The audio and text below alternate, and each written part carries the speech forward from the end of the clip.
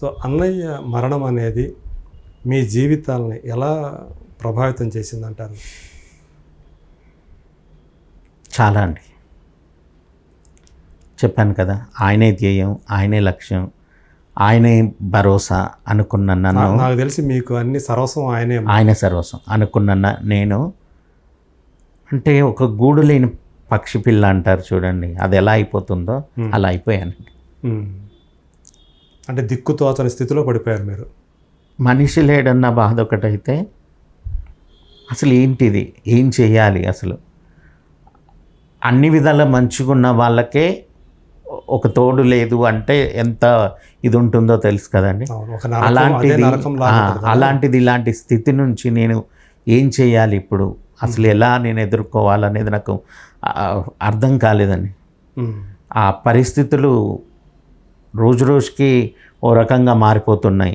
అలాంటి టైంలో మరి ఆయనే భుజం తట్టారో ఏమో తెలీదు. ఉన్నప్పుడు భుజం మీద ఒక చెయ్యేసి ఫోటో ఉంటుందండి, నా ఇప్పుడు స్టూడియోలో కూడా ఎదురుగా ఉంటుంది ఆ ఫోటో. ఆ ఫోటోలో కనుక ఎలా వెనక నుంచి ఎలా వేసి చెయ్యేసిన భుజం మీద పెట్టొచ్చారో అలానే నన్ను ఆ చెయ్యి పెట్టి నడిపిస్తున్నా. ఆ ధైర్యాన్ని తెచ్చుకున్నాను. ఎందుకు అంటే నా అన్నయ్య ఈరోజు ఒక నిందతో వెళ్ళకూడదు. అది ఆయన ఆయన ఆయన ఎప్పటికీ ఎన్నో అంటే జనరేషన్స్ మారిన కొన్ని జనరేషన్స్ వరకు ఉంటుంది, అయిపోతుంది.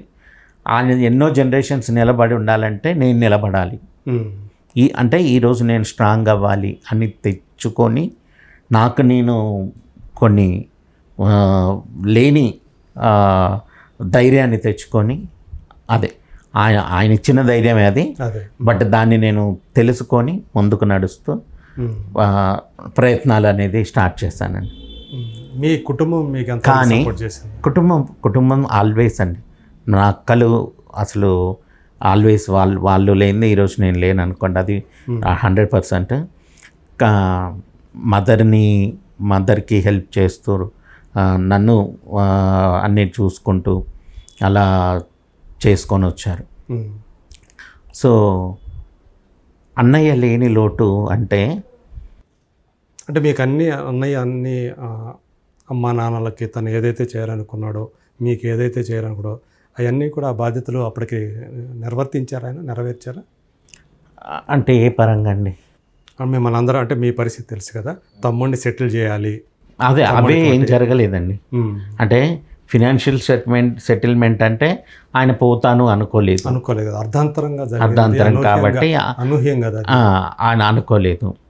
సో తర్వాత మ్యూజికల్ సెటిల్మెంట్ అనేది ఆయన తీసుకొచ్చిందే. నువ్వు ఎక్కడ ఎందుకు వేరే ఏం చేయొద్దు, మ్యూజిక్ డైరెక్టర్గా మన నెక్స్ట్ జనరేషన్కి నా వారసుడు కావాలి అంటే నువ్వు మ్యూజిక్ చేయాలి అని చెప్పి ఇండస్ట్రీకి తీసుకొచ్చింది అతనే. కాబట్టి ఆయన చేయాల్సినవి చేసినట్టే. ఓకే, ఇక చేయాల్సినవి మాత్రం ఆయన చేయడానికి ఛాన్స్ లేకుండా ఆయన ఎర్లీగా వెళ్ళిపోవడం. ఓకే, లేదంటే ఆయన ఉండుంటే ఈరోజు నా పరిస్థితి వేరేలాగా ఉంటుంది 100%. మీ పేరెంట్స్ పరిస్థితి ఏంటి? ఫాదర్ లేరు, మదర్ నేను, ఇద్దరమే. నాన్నగారు ఎప్పుడు?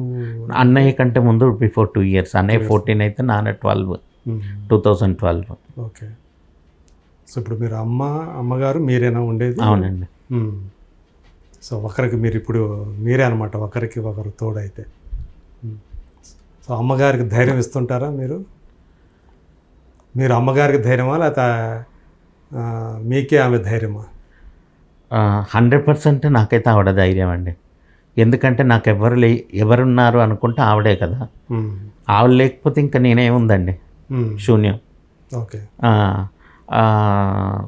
అన్నయ్య ఇంకొకటి అంటే తనకు పిల్లలు లేరు, వీడికి పెళ్లి చేయాలి, వీడి పిల్లల్ని నా పిల్లలుగా చూసుకోవాలని చాలా ఇష్టం ఉండేది ఆయనకి.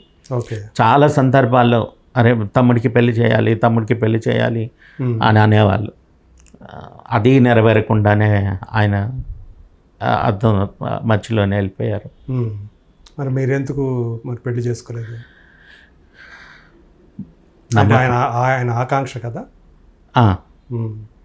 అంటే నమ్మకం పోయిందండి పెళ్ళి అనే వ్యవస్థ మీద. ఉమ్. అంత మంచి వ్యక్తికే అలా జరిగేటప్పటికి ఉమ్. సో ఆయన ఒక పర్సనల్ జీవితంలో జరిగినటువంటి విషయాలు. ఉమ్. దానివల్ల భయం ఏర్పడింది. ఉమ్.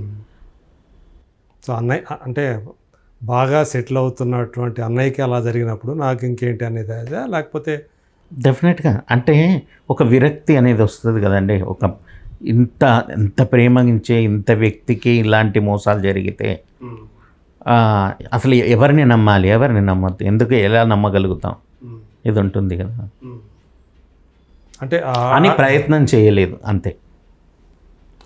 యాక్చువల్గా ఆయన జీవించి ఉన్నప్పుడు ఏమి ఈ గొడవలు ఏమి లేవు కదా నాకు తెలిసి.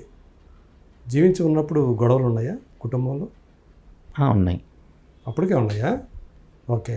అంటే యాక్చువల్గా ఏంటంటే ఆయన చనిపోయిన తర్వాత బయటకు వచ్చిన మీడియా ద్వారా బయటకు వచ్చిన అదేనండి, ఒక కుటుంబం యొక్క పరువును అందరం కాపాడుకుంటూ ఉండేవాళ్ళం. ఏమున్నా మాలో మేము ఇది చేసుకుంటూ. ఓకే. 20 days ముందు ఇంట్లో నుంచి పంపించినా కూడా ఎవరికి ఏం చెప్పలేదే. ఎవరిని పంపించారు? అమ్మను నన్ను. ఓకే. అప్పుడు దాకా అన్నయ్యతోనే కలిసి ఉండేవాళ్ళు. అందరం కలిసి ఉండేవాళ్ళం. 20 days ముందు బయటకు వెళ్ళిన పరిస్థితి వస్తే కూడా కామ్గా చిన్నక్క వాళ్ళ ఇంటికి వెళ్ళాం తప్పితే అన్నయ్య బాధపడ్డారా? చాలా. ఓకే.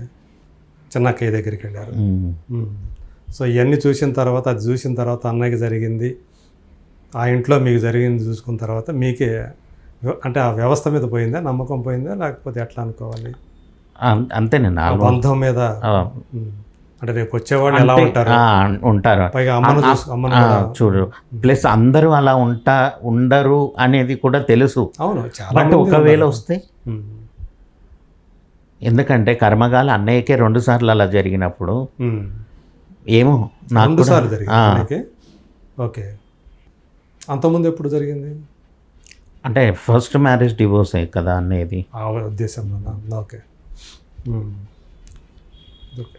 సో ఇప్పుడు యాక్చువల్గా ఆయనకి మామూలుగా అయితే జెనెటికల్గా ఆయనకి వారసులు లేరు. సో మీరు తోడబుట్టిన వాళ్ళే మీరు ఆయనకు వారసులుగా ఈ రంగాన్ని ఎంచుకొని ఆయన పేరు నిలబెట్టడం కోసం కృషి చేస్తున్నారు మీరు. సో ఎప్పటికైనా సరే దాన్ని సాధిస్తాను అనే ఒక గట్టి నమ్మకం. అంటే ఇప్పుడు మీరు చెప్పారు కదా, ఇది చాలా చిన్నదండి. నేను నా మాటలు చెప్పాను, మాటలు చెప్పాను. అన్నయ్య అని పేరును ఎలా చేయాలి అనేది అన్నీ నాకు ఒక అంటే ఒక హ్యూజ్ స్కెచ్ వేసి పెట్టుకున్నానండి. అంటే ఏంటి మీకు అన్నయ్య ఒక దేవుడా ఏంటి? అంత అన్నయ్య మీద అది ఇది పెట్టుకున్నారు అంతేనా? ఎక్కువ అండి, దేవుడి కంటే ఎక్కువ. దేవుడు నాకేం చేస్తాడని చూస్తాను తప్ప దేవుడికి నేనేం చేస్తానని చూడం కదా. కానీ అన్నయ్యకి ఇప్పుడు నేను ఏం చేయాలని చూస్తున్నా. ఆయన పేరు మీద యూనివర్సిటీ కావాలి. ఓకే.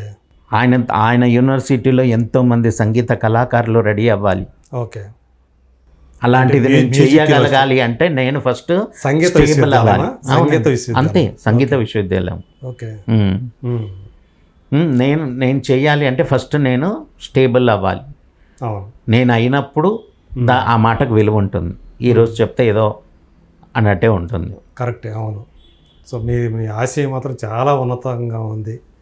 సో ఈ సినిమాల కంటే కూడా అది గొప్ప ఆశయం కదా. అదే గొప్ప ఆశయం. అవును. సో ఇక్కడ గెలవాలి, అది సాధించాలి. అప్పుడు అన్నయ్యకి అసలైన వారసుని అప్పుడు అంటానండి. నేను ఒప్పుకుంటాను. నిజంగా వారసునిగా నేను అప్పుడు ఫీల్ అవుతాను. ఓకే. కానీ అది చేయగలిగే శక్తిని ఆ దేవుడు నాకు ఇవ్వాలని మాత్రం ఖచ్చితంగా మీ ఆశయం, మీ సంకల్పం ఇంత ఉన్నతమైనప్పుడు ఖచ్చితంగా దానికి కావాల్సిన శక్తి సామర్థ్యాలు, ఆరోగ్యం ఖచ్చితంగా. ఒక్కొక్కసారి June 15th వచ్చిందంటే ఈసారి చెయ్యలేనులే, ఇంకా వదిలేద్దామా అనిపించింది. నేను ఈ చిన్నదాన్నే వదిలేస్తే రేపు నా ఆశయ సాధన ఎవరు చేస్తారు? దానికి అది బ్రేక్ అన్నట్టే కదా అనిపించిందండి ఒక్కొక్కసారి. మళ్ళీ అప్పటిదప్పుడు శక్తిని తెచ్చుకొని ఏమన్నా చేయాలి అంటే కరోనా టైంలో కూడా అంటే వర్క్స్ లేవు, మనం ఇది చేసుకోవడమే ఆ టైంలో గొప్ప. అలాంటి టైంలో ఏం చేయాలి అనుకున్నప్పుడు మళ్ళీ సిస్టర్స్ మేము అందరం కలిసి కొన్ని అన్నీ చేసుకొని ఇండస్ట్రీలో ఎవరైతే నీడెడ్ అనుకున్నారో లిరిక్స్ పరంగా కానివ్వండి, లేదంటే సింగర్స్ కానీ ప్లేయర్స్ కానీ ఇలాంటి ఒక 100 మందిని చూస్ చేసుకొని ఆయన బర్త్డే రోజు అందరికీ గ్రాసరీస్ ఇవ్వడం అలాంటివి చేయడం జరిగిందనమాట. సో ఎప్పుడైనా మీకు అంటే శారీరకంగా మీకు ఏదైతే ఒక వైకల్యం ఒకటి ఉందో అది ఎప్పుడైనా అడ్డంకి అనిపించిందా ఈ మీ ఆశయ సాధనలో, ఈ సంగీత సాధనలో ఎప్పుడన్నా మీకు అది ఒక అడ్డంకి అనిపించిందా మీకు? నా ఆశయ సాధనకి ఎప్పుడు అనిపించదు, నా కంపోజిషన్కి ఎప్పుడు అడ్డు అనిపించదు. నా నా ఒక ట్యూన్ నేను ఒక సినిమా చేస్తుంటే నాకు ఎప్పుడు అనిపించదు. కానీ ఒక సినిమా తెచ్చుకోవడానికి నేను చేసే ప్రయత్నాలు ఉన్నాయి చూడండి, అప్పుడు మాత్రం ఇది అడ్డవుతుందండి. ఓకే, అంటే ఎక్కువ తిరగడానికి అంటే నిజంగా ఇది ఉందో లేదో నాకు తెలియదు, కానీ నాకు ఉందేమో అనిపిస్తుంది. అంటే ఇతను చేయగలడా అనేది అక్కడ ఇండస్ట్రీలో ఉన్న పీపుల్కి ఒక సందేహం లాగా, ఒక డౌట్ లాగా ఏమన్నా ఉందా ఏమో అనేది నాకు. ఎందుకంటేనండి 10 మంది ఇప్పుడు ఫర్ ఎగ్జాంపుల్ నేను కాల్ చేస్తే వద్దులేండి మీరు రావద్దు మేము వస్తామంటారు. ఓకే, వాళ్ళు రారు. ఇక్కడే తెలిసిపోతుంటుంది మనకి. అంటే వాళ్ళని బ్లేమ్ చేయడం కాదు, సో వాళ్ళ మనసులో నేను ఇంకా స్థానాన్ని ఆ నమ్మకాన్ని నేను తెచ్చుకోలేదేమో అనిపిస్తుంది. ఇవాళ చాలామంది ఇలాంటి ఏదైతే వైకల్యంతో అది మన చేతిలో లేదు, ఎప్పుడు ఏమవుతుందో కూడా తెలియదు. మధ్యలో కొంతమంది పుట్టుకతో రావచ్చు, కొంతమంది మధ్యలో రావచ్చు, ఏదైనా జరగచ్చు. కానీ సంకల్పం ఉంటే ఈ వైకల్యం అనేది దేనికి అసలు అడ్డే రాదు అని చెప్పి ఎంతోమంది నిరూపించుకున్నారు. ఎన్నో కథలు మనకుండే, ఎన్నో నిజాలు మనకుండే, వాస్తవ గాథలు మన ముందు ఉన్నాయి. సో మనం అంటే నాకు ఒక్కటి వాళ్ళు వచ్చి నిజంగా నా కంపోజిషన్స్ విని బాగాలేదండి, నచ్చలేదు, మీరు ఇంకా బెటర్గా చెయ్యండి అని చెప్పుంటే అది ఐ డెఫినెట్లీ అగ్రీ. నా ఫాల్ట్ అని డెఫినెట్గా నేను అగ్రీ చేస్తా. ఎందుకంటే నా దగ్గర ఉన్న 3000 ట్యూన్లు ఉన్నాయి. ఓకే, 3000 ట్యూన్లు ఒక ఎత్తు, నేను ఏదో ఒక సినిమాకి ఇచ్చిన ట్యూన్స్ వేరు, అది ఆ సినిమాకి మాత్రము ఆ పాత్రలకు సంబంధించి మాత్రమే నేను చేయగలుగుతాను. ఇప్పుడు ఒక హీరో వచ్చాడండి, ఎవరు, ఒక కొత్త హీరోకి నేను చిరంజీవి గారి లెవెల్లో పాటలు ఇస్తే వాళ్ళు పిక్చరైజ్ చేస్తారా? అసలు దాన్ని ప్రమోషన్స్ చేస్తారా? ఆ పాట అక్కడే ఉంటుంది. సో సందర్భాన్ని బట్టి, కథని బట్టి సో మనం ట్యూన్స్ అనేవి కట్టడం అంతే కదా, సందర్భానుసారం అనేది అందుకుని అది సందర్భానుసారం వచ్చే పాట. మంచి స్టోరీ ఉన్న సినిమాలు కానీ అలాంటి ఇంకా నాకు ఎందుకు రావట్లేవు అనేది నా ఇక్కడ బాధ.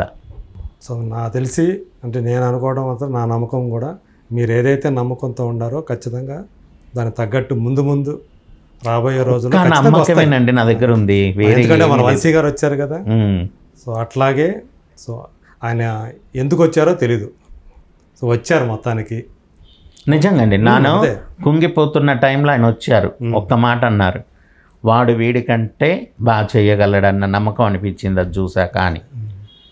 సో అది మనం మీకు నాకు చాలా ఏనుగుల శక్తినిచ్చినట్టు అంతే అండి. సో ఖచ్చితంగా అదే బలంతో ఖచ్చితంగా మీరు నిత్యమైన అంటే సంకల్పం పెట్టుకోండి, ఖచ్చితంగా మీరు అనుకున్నది జరుగుతుంది.